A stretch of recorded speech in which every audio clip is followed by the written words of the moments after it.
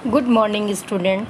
आज हम पाठ 5 स्वामी की दादी पाठ पढ़ेंगे।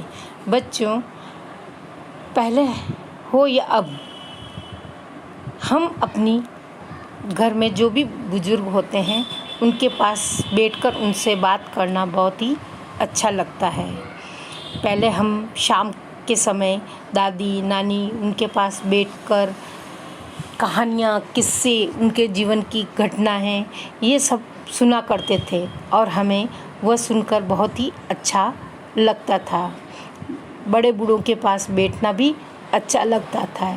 लेकिन आजकल हम क्या करते हैं, टीवी के सामने बैठते हैं, मोबाइल लेके बैठते हैं, बड़े आवाज़ देते हैं लेकिन उनकी कोई परवाह नहीं करते हैं।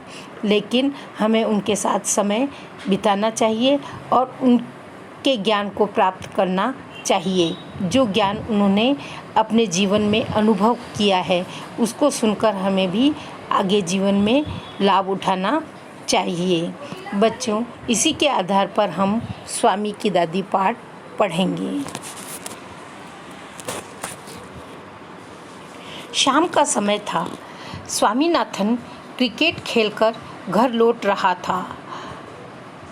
ग्रोव स्ट्रीट चौराहे पर उसने अपने मित्र मणि को विदा ली। उनका जो मित्र था मणि, उससे विदा ली और दोनों अलग अलग रास्ते पे चल निकले। अचानक उसे अपनी दादी के साथ घटी शाम की घटना ध्यान आ गया। यानी शाम की घटना उसे याद आ गई कि दादी के साथ क्या हुआ था। स्कूल से जब वह लौट कर आया तब उसने अपना बस्ता फेंका और वह क्रिकेट के मैदान की ओर जाने के लिए तैयार हो रहा था कि दादी ने आवाज़ लगाई, स्वामी इधर तो आओ बेटा। स्वामी वहीं से चिल्लाकर बोला, नहीं।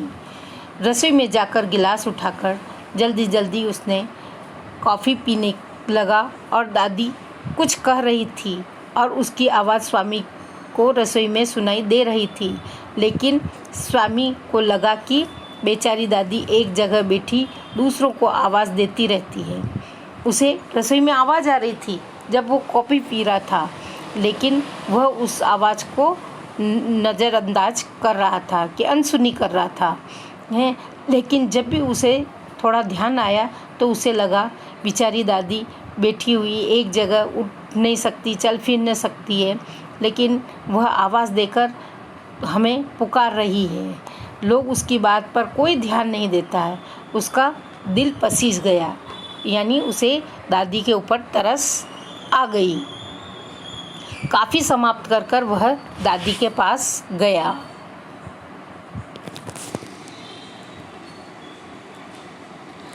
दादी उसे देखकर मुस्कुराई और उस अपने पास बैठने को कहा। स्वामी को यह अच्छा नहीं लगा। वह क्रिकेट खेलने जाना चाहता था। उसने कहा, दादी जल्दी कहो, क्या कहना है?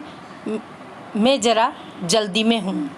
दादी ने बड़ी चतुराई से स्वामी को लालच देते हुए अपनी बात कही। मैं तुम्हें 6 पाई देती हूँ। पाई का मतलब पुराने ज़माने में जो पैसे चलते थे उन्हें पाई कहते हैं। 6 पाई यानी 6 पैसे। इनमें से 3 तुम्हारे लिए और बची हुई 3 में से मेरे लिए नींबू ले आना। उन्होंने 6 पैसे देते हुए कहा कि 3 पैसे तुम्हारे पास रखना और 3 के नींबू ले आना। बस मेरी एक ही शर्त है। और वह देते हुए उन्होंने उसके सामने शर्त रख दी कि 10 तक गिनती ख़त्म होने से पहले पहले तुम वापस आ जाना नींबू लेकर। मैं 10 तक गिनती करूँगी, तब तक तुम मेरे पास नींबू लेकर आ जाना, तब तुम्हें ये 3 पैसे मिलेंगे। वह जानती थी कि शर्त न रखने पर स्वामी नींबू लाना भूल जाएगा। वह नींबू भी नहीं लाएगा। बिना हाँ या ना कहे बात पूरी होने से पहले ही स्वामी ने पैसे दादी के हाथ में दे दिए और वहाँ से चला गया। समय की पाबंदी की बात सुनकर वह चिढ़ गया। पाबंदी का मतलब होता है रोक लगाना, कि उन्होंने उस समय पर रोक लगाई कि वह 3 पैसे देकर उन्हें जल्दी से नींबू मंगाना चाहती थी।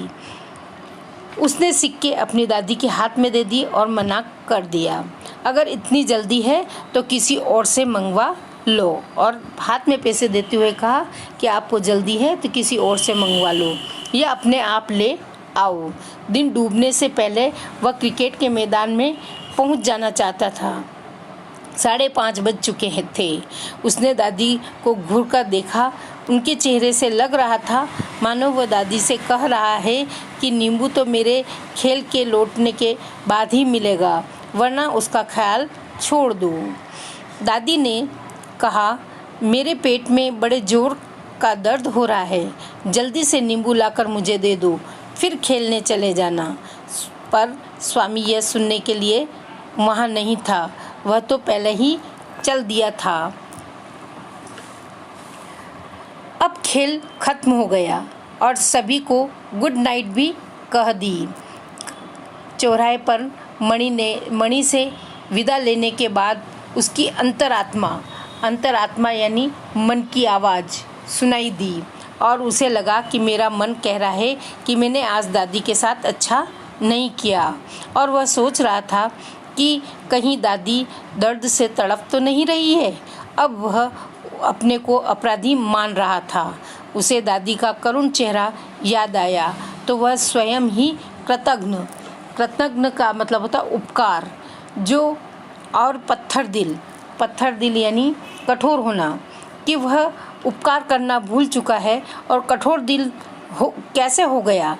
वह अपने आप को कोसने लगा, यानी अपने आप को बुरा भला कहने लगा। कोसना यानी बुरा भला कहने लगा।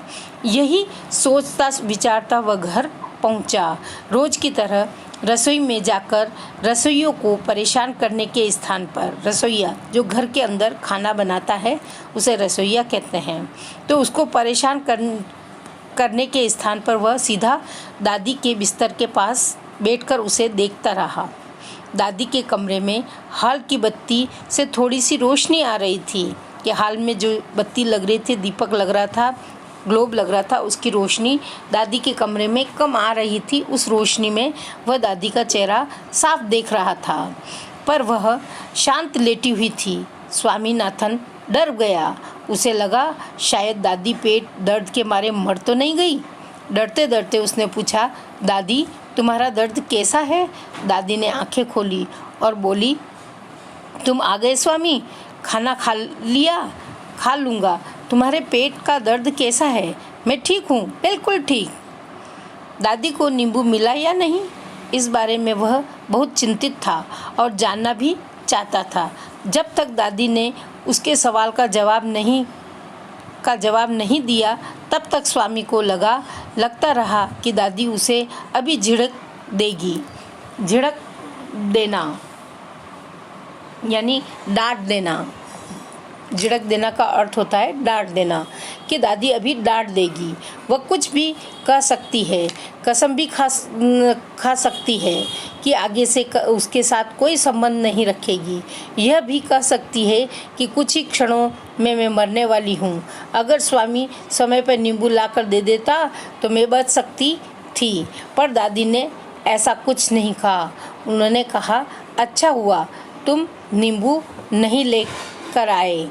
रसोई में तुम्हारी माँ के पास 1 दर्जन नींबू थे। 1 दर्जन का मतलब 12। दर्जन में 12 वस्तु होती है।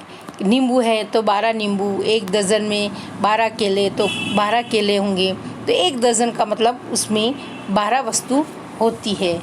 तो 1 दर्जन उसकी माँ के पास नींबू रखे हुए थे और माँ ने ही दादी को लाकर नींबू दे दिया। बच्चों, इसके आगे का पाठ हम अगली कक्षा में पढ़ेंगे।